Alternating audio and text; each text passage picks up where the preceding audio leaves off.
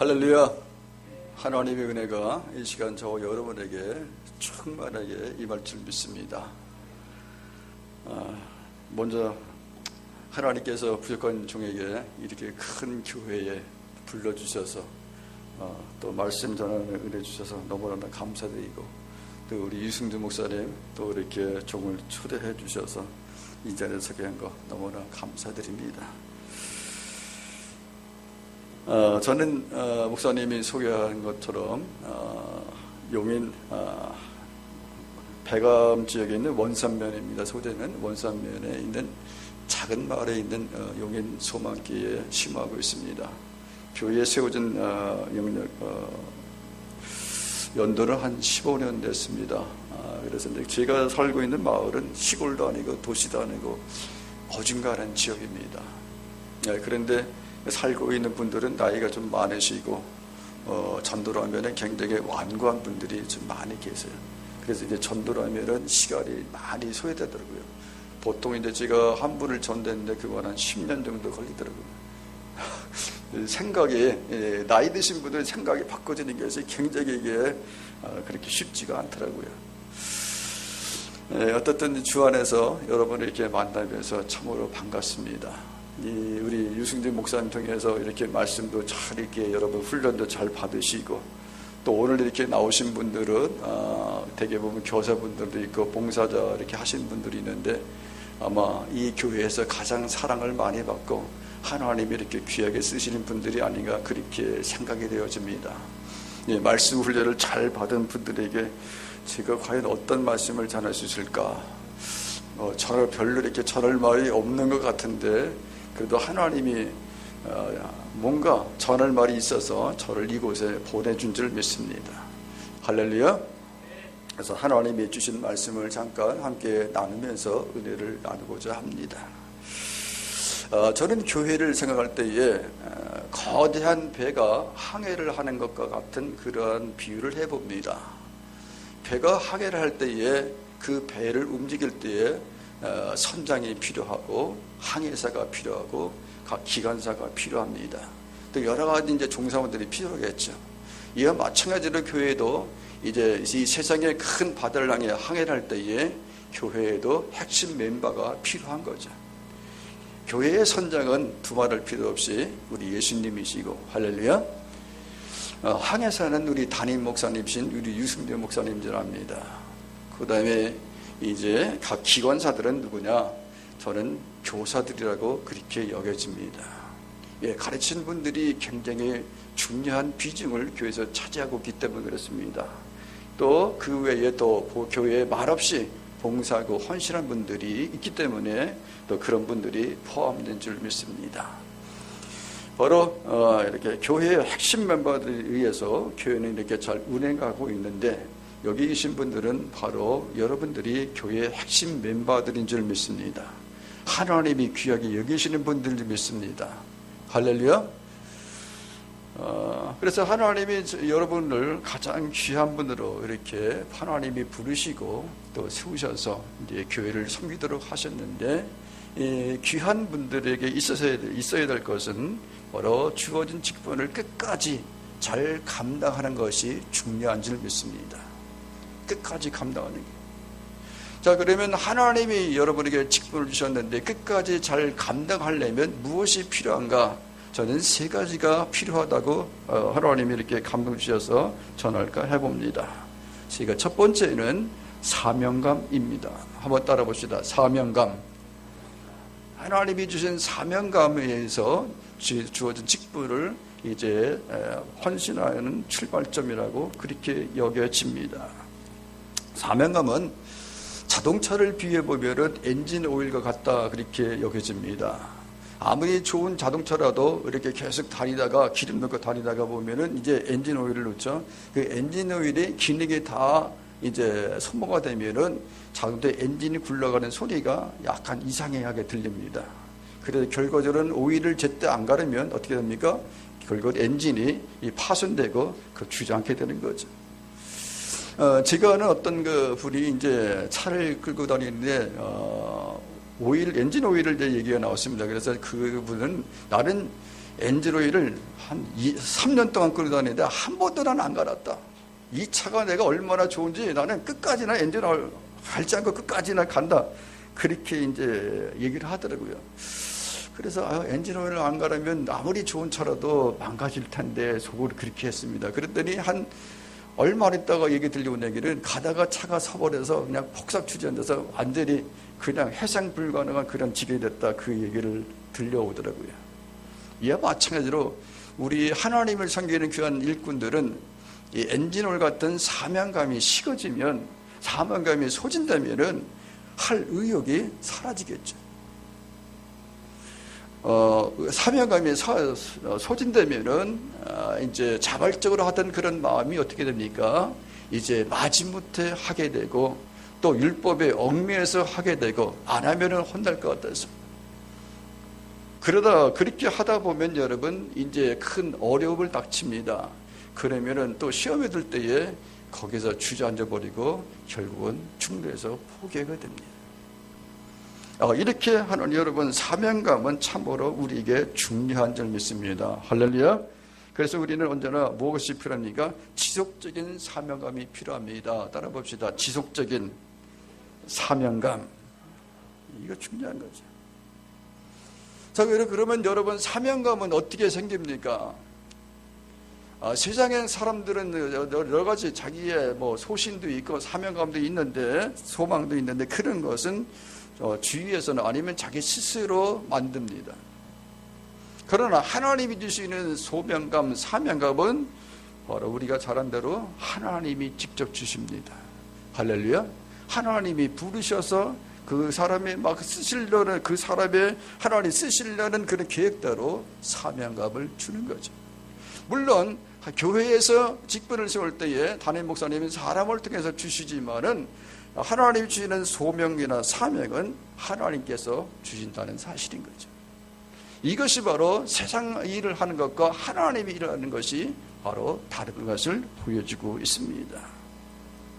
우리가 잘 아는 대로 여러분, 하나님이 주셨다는 증거가 어디 있습니까? 바로 사울이라는 사람이 이제 예수 믿는 사람을 핍박하려 다메섹으로 달려갈 때에 어떤 일이 벌어졌습니까? 바로 예수님이 그때에 다시 말하면 사울아 사울아 네가 어째 나를 핍박하냐면서 거기에서 부르시면서 사명감을 주시는 장면이 나옵니다. 바울은 유명한 사람이기 때문에 직접 주셨지 그렇게 생각할 수도 있습니다. 그러나 하나님이 주신 모든 일꾼들은 바로 하나님이 주신다는 사실을 보여주고 있는 장면입니다. 여러분은 바로 하나님이 사명을 주셨습니다. 할렐루야. 하나님. 그래서 그 사명을 귀하게 여겨야 됩니다. 그 사명을 그 세상에 그 무엇보다도 바꿀 수가 없는 겁니다. 왜? 하나님은 존귀하시고 그 존귀하신 하나님께서 여러분을 사랑하시기 때문에 그 사명을 주셨기 때문에 이것은 바꿀 수가 없는 거예요. 얼마나 그것이 중요한 거죠. 이 세상의 모든 일보다 하나님 일을 하는 것보다 더 중요한 것이 어디 있습니까? 그 하나님이 하는 것보다 값진 것이 어디에 있습니까? 하나님의 일이 이 세상과 또 오는 세상에서 가장 중요하다는 것을 성경은 말하고 있기 때문에 그렇습니다. 우리가 잘 아는 대로 여러분, 미국에 얼른 생각이 안 나는데 카터 대통령이라는 분이 있습니다. 그분이 사명이 얼마나 중요한지, 자기가 대통령이면 평상시에 이제 국회의원이나 도지사 할 때는 열심히 감당해서 사람들이 저 정도 하니까 이제 잘 감당했지 했는데 대통령 되면 아마 못할 거야 그렇게 생각했습니다. 그러나 카터 대통령은 대통령에 취임하면서도 재임하면서도 그는 여전히 시골로 내려가서 작은 교회에서 주일학교 교사를 그 직분을 감당했다는 얘기가 있습니다. 내가 지금 어떤 환경이 바뀌어지든지 직분이 바뀌어지든지 지위가 바뀌어지든지 하나님이 내게 주신 사명을 감당하는 데는 변함이 없어야 될 줄 믿습니다. 아무리 내가 지위가 높이 올라간다 할지라도, 내가 아무리 일이 바쁜다 할지라도 하나님이 주신 사명은 걸을 수가 없는 겁니다. 왜? 그것은 너무나 귀하기 때문에 그런 거죠. 여러분, 사명은 성도가 존재하는 목적입니다. 할렐루야. 사명은 교사가 교회를 섬기는 목적입니다. 사명은 우리가 이 세상을 살아가는 그런 존재 이유인 거죠. 직분자가 사명이 없으면 사명이 식어지면 목적도 방향도 꿈도 다 사라지게 되어 있습니다. 그러므로 하나님이 부르셔서 주신 사명을 귀하게 여겨서 끝까지 감당하는 여러분들이 되기를 주님의 이름으로 축원합니다. 축원합니다. 두 번째, 교사가 꼭 가져야 될 것은 무엇입니까? 예수님의 사상입니다. 저는 예수님의 말씀, 예수님의 사상이라고 표현합니다. 사상. 교사가 자기의 어떤 예수님의 그것을 소화시켜서 자신의 사상에 대해서 그것을 가르치지 않고 그냥 일반적으로 머릿속에 있는 지식을 가서 얻어서 그것을 지식을 가르친다면 가르치는 대상은 전혀 변화가 없습니다. 자신의 것으로 완전히 소화가 된 이후에 말씀을 가르칠 때에 변화가 있는 것을 여러분 실질적으로 교사 봉사하면서 느낄 겁니다. 자기 것으로 소화시키는 것 굉장히 중요합니다. 저도 주일학교 교사를 할 때에 내가 정말 시간적인 여유가 있을 때 그 기도로 준비하고 말씀을 잘 준비해서 이렇게 가르치면 그 가르치는 아이들이 벌써 모습이 눈동자가 벌써 달라요. 나중에 그 아이들이 행동하는 모습이 다릅니다. 변화되는 거죠. 그러나 내가 좀 일이 더 바빠서 이제 기도를 좀 덜 하고 덜 준비해서 이렇게 단순히 이제 그러다 보면 지식만 전달하게 되니 그러다 보니까 아이들이 전혀 변화가 안 되는 거예요. 그래서 우리는 내가 아무리 좀 바쁘더라도 말씀을 내가 반드시 소화시켜서 할렐루야 가르칠 때에 변화가 된다는 사실이에요. 어떻게? 예수님의 제자로 변화가 된다는 사실이죠. 두 번째, 교사는 예수님의 사상을 가장 첫 번째로 순종하는 그런 확고한 마음을 가지고 있어야 됩니다. 예수님의 사상 위에 그 어떤 것도 소유해서는 안 됩니다. 내 마음속에 내 예수님의 사상을 최고로 가지고 있어야지. 내 사상에 어떤 철학이나 어떤 이데올로기나 그 사상이 있으면 그것은 저는 망령된 우상숭배라고 여겨집니다. 예수님 위에 아무것도 없어야 됩니다. 할렐루야. 예수님보다 더 귀한 것이 있어서는 안 됩니다. 요즘 우리나라 교회 보면 많이 시끄럽습니다. 일명 좌경화 교인들이 많이 있다는 얘기 있습니다. 그것은 뭡니까? 예수님 위에 더 위에 뭐가 있다는 것을 얘기하는 거겠죠.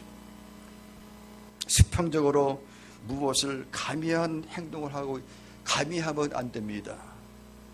내가 예수님도 믿고 그 구약시대 때 그렇지 않습니까? 엘리야 시대 때 이스라엘 백성들은 내가 엘리야 하나님 여호와 하나님도 믿고 바알도 믿고 막 그래서 짬뽕에서 막 주님 하나님을 섬기지 않았습니까? 그것을 일명 머뭇머뭇하는 신앙이다, 양다리 걸친 신앙이다, 그렇게 얘기를 합니다. 그런데 우리 하나님은 그것을 가장 싫어합니다. 우리는 하나님의 귀한 일꾼의 부름을 받았기 때문에 하나님 귀하게 여기시기 때문에 오직 하나님 예수님의 말씀 그 외에는 다른 것을 가미시켜서는 안 될 줄 믿습니다. 할렐루야. 순수한 하나님의 말씀이 내가 사상에 대해서 그분의 그 뜻대로 살 때 내가 예수님의 제자로 살 수 있고 예수님의 제자를 만드는 그러한 교사로 사역을 감당하실 줄 믿습니다. 우리가 오염된 물을 마시면 어떻습니까? 오염된 물을 마시면 사람이나 동물이나 병들어 죽습니다. 그러나 생명수를 먹으면, 약수를 먹으면 병든 자가 치료가 됩니다. 마찬가지로 내가 순수한 하나님의 말씀을 먹고서 그 말씀을 전한다면 사람이 변화되고 삶을 마음이 병든 자가 치유되고 육신이 병든 자가 치유된 역사가 일어난다는 사실이죠. 그래서 우리는 예수님의 말씀 그 사상만 그 말씀대로만 살고 그 말씀만 가르치는 저와 여러분 되기를 주님의 이름으로 축원합니다. 세 번째로 무엇을 가지고 있어야 되느냐? 세 번째로는 행동으로 보여주는 믿음을 가지고 있어야 된다. 여기 계신 분들은 다 행동으로 다 믿음을 보여주는 그런 본이 보시는 그런 분들인 줄 믿습니다. 야고보서 2장 26절을 보니까 영혼이 없는 몸은 죽은 몸이요 행함이 없는 믿음은 죽은 믿음이라 그렇게 말씀하고 있습니다. 교사가 죽은 믿음을 가지고 가르치면 어떤 제자를 양산합니까? 역시 죽은 제자를 양산하게 되는 거겠죠. 성경에 보면은 바리새인들이 나오는데 여러분 바리새인들이 많은 제자를 가르칩니다. 소위 랍비가 많이 나오죠. 랍비가 이제 성경을 많이 가르치는데 그 랍비에서 뭐가 나옵니까? 바로 외식적인 것만 화려하게 추구한 것은 사모님은 입으로만 하나님을 섬기는 사람으로 말 양산이 됩니다. 그래서 예수님 앞에 책망받지 않습니까? 회칠한 무덤들아 그랬어요. 바리새인이 어떤 사람입니까? 서기관은 어떤 사람입니까? 성경 박사죠. 모르는 것이 없는 거죠. 그러나 그들은 행동으로 말씀대로 보여 살지 않았어요. 입으로만 산 거죠. 그래서 입으로만 그런 행동하는 제자만 자꾸 만들어낸 거겠죠. 이어 반대로 그러나 교사가 살아낸 믿음을 가지고 주님을 섬기면서 제자 훈련한 다음에 역시 살아있는 제자를 만들어냅니다. 바로 여러분들이 그런 분인 줄 믿습니다. 할렐루야. 살아있는 제자. 예수님이 제자를 훈련시킬 때 어떻게 했습니까? 예수님의 제자 훈련 방법은 잘 아시겠지만 나를 따르라는 그런 방법입니다. 예수님이 말씀하시고 내가 이렇게 행동을 할 테니까 너희들은 내가 행동하는 그대로 따라서 해. 그런 거죠. 나를 따르라. 따라가 봅시다 한번. 나를 따르라. 예수님의 제자 훈련 방식이죠. 나를 따르라. 역시 그의 제자는 바울 사도도 제자 훈련시킬 때에 유명한 그 제모니가 수제자를 갈 수 있는 디모데를 훈련시킬 때에 철저히 영적인 아버지의 모습을 잘 보여주면서 훈련을 시켰어요. 그러니까 디모데가 훈련 목회자가 될 수 있던 거죠. 주님은 오늘도 우리에게 그것을 원하신다는 사실이죠. 할렐루야. 그것을 전쟁 얘기를 잠깐 합니다. 소대장들의 지휘 철학 비유를 해봅니다. 이제 전투를 할 때에 유교서변 때의 소대장들은 어떻게 전투했는가? 대개 보면 유교서변 때 소대장들은 전대원 돌격 앞으로 그렇게 했다고 합니다. 전대원 죄송합니다. 제가 잘못하게 돼. 전대원 나를 따르라 그랬대요. 유교서변 때의 소대장들은 전대원 나를 따르라. 그리고 그 다음에 월남전이나 지금의 소대들은 어떻게 하느냐 하면 전대원 돌격 앞으로 한다고 합니다. 여러분 어떤 차이가 있습니까? 물론 이제 남자분들은 아마 금방 이해가 갈 겁니다. 근데 여자분들 잘 이해가 안 갈 줄이요. 여러분 나를 따르라 하고 돌격 앞으로 뭐가 차이가 있습니까? 나를 따르는 것은 소대장이 먼저 적군 앞으로 돌진하는 겁니다. 그러면서 너희들 따라와. 나는 내가 먼저 나갈 테니까. 그래서 유교서변 때는 소대장들이 총알바지가 많이 됐대요. 왜? 맨버드 나가다가 많이 죽었거든요. 근데 지금의 소대장들 어떻게 합니까? 전대원 돌격 앞으로 합니다. 그러면 그 소대원들 다 먼저 적군 앞으로 다 간 다음에 소대장은 맨 뒤에서 가는 겁니다. 그게 이제 다른 겁니다. 또 여러분 예수님의 방법은 어떤 방법입니까? 두말할 필요 없이 나를 따르라 합니다. 할렐루야. 교사나 헌신자가 내가 먼저 행동으로 보면서 내가 한 대로 따라와. 그러면 따라가는 겁니다. 저를 목회를 하면서 나를 따르는 방식으로 목회를 할 때에는 성도들이 저를 신뢰하고 저를 존경하는 모습, 그 눈빛을 보이더라고요. 목사님. 여러분 목사님을 부를 때도 이게 부를 때 제가 들을 때에 그것이 다른 느낌으로 올 때가 있어요. 존경하는 그런 마음으로 부를 때에 벌써 이게 느낌이 와요. 그리고 목사님을 불신하거나 불평하는 소리를 딱 들을 때 금방 느낌이 오는 거거든요. 우리 목사님도 그렇습니까? 그래서 저는 이게 제가 나를 따라라는 그런 방법으로 목회를 할 때는 성도들이 참 존경하는 모습으로 목사님 참 수고 많이 하십니다. 많았습니다. 그런 얘기를 주로 들어요. 그런데 전교인 돌격 앞으로 이제 그런 식으로 이제 목회를 하면은 성도님들이 저를 불신하더라고요. 불평도 많이 나오고 목사님 그렇게 하면 안 됩니다. 이렇게 하면 안 됩니다.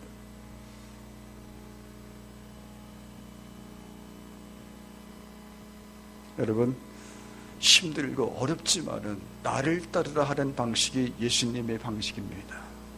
할렐루야. 나를 따르라. 그게 하나님의 방법이죠. 그래서 우리는 힘들고 어려울지라도 하나님께서 정하신 방법대로 순종할 때에 하나님의 귀한 일꾼으로 쓰임받게 될 줄 믿습니다. 할렐루야. 사랑하는 성도 여러분 여기 계신 분들은 제가 아까 말씀드렸지만 하나님께서 귀한 직분을 주셨고 귀한 사명을 주셨고 귀하게 쓰임받는 여러분들입니다. 그러기에 하나님이 주신 사명을 귀하게 여겨서 하나님의 방식대로, 나를 따르는 그런 방식대로 직분을 끝까지 잘 감당하여서 주님 만났을 때에 잘했다 칭찬받는, 착하고 충성된 자가 내가 잘하였다 그런 칭찬받는 여러분들 되시기를 주님의 이름으로 축원합니다. 축원합니다. 기도합니다. 살아계신